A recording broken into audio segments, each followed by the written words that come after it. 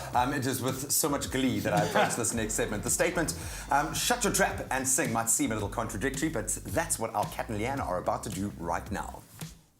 Now, singing is a human expression of countless emotions, but we can all agree that whenever a group of people burst out into song, a good time is had by all. And now, whether you want to wow in your local theatre musical production or you want to improve your public speaking techniques, singer and vocal coach Christine Weir's book, Shut Your Trap and Sing, will take you through all that you need to learn to get your voice of gold. Christine. How are you? Very well, thank you. How are you? Very good. What a book title. That's quite amazing. We're going to get into that for a minute. But sure. I know that we all, you kind of employ singing when we're children, right? Yes, and it really yeah. does form the basis of our talent at a young age. But can you tell us about your singing history and where it all started for you? Well, like I think yourselves, was also in a choir. My parents started a choir, and that was my introduction to singing.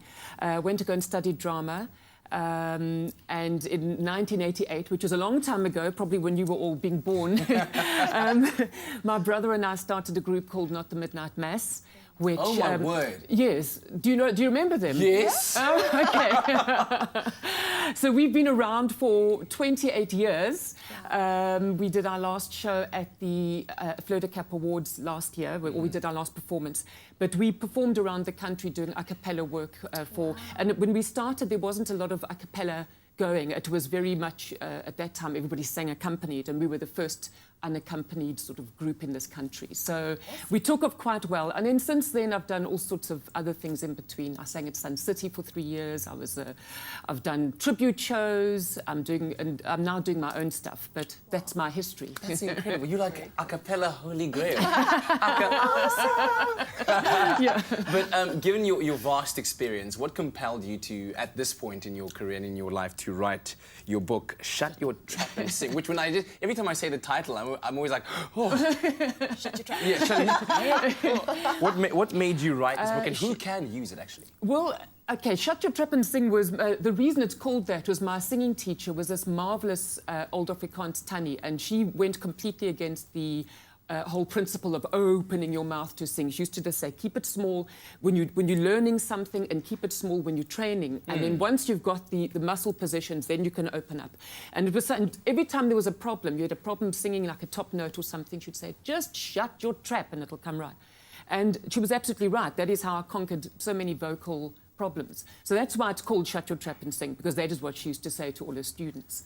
The book can be used by anyone, the actors. It's very, I mean, when you see books on singing, they're generally very technical. They have the muscles that are described in very medical jargon, and they're impossible for artists to read. So I spent a lot of months deconstructing it. It wasn't easy, but I'd spent a lot of months deconstructing it and writing it in simple sort of lingo.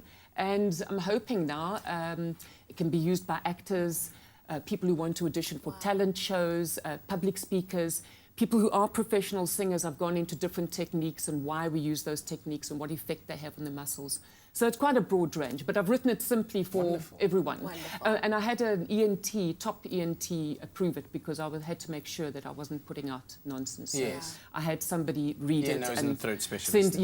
He sent corrections to me, things I hadn't got right, and he said, his name's Lance Maron, and he wrote the forward to this as well. Pretty cool. Yeah. Now, Christine, I always believe that there are people that can sing, and then there are people that can sing.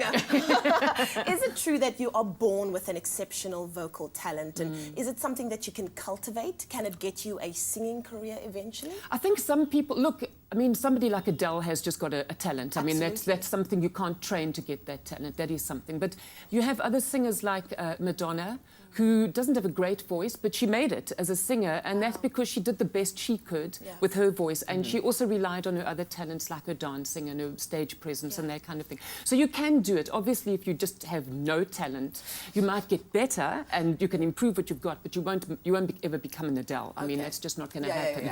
So, oh, wow. Yeah, I've got to say, I'm very, very intrigued, and I'm sure that there's many of our viewers that are likewise intrigued. So if you'd like to pick up on some skills that'll improve your vocal techniques, make sure that you do stick around, because later on our show, myself and Leanne will go through a few vocal exercises that'll strengthen our vocal abilities and hopefully give us that sprinkling of Beyonce we all want in that.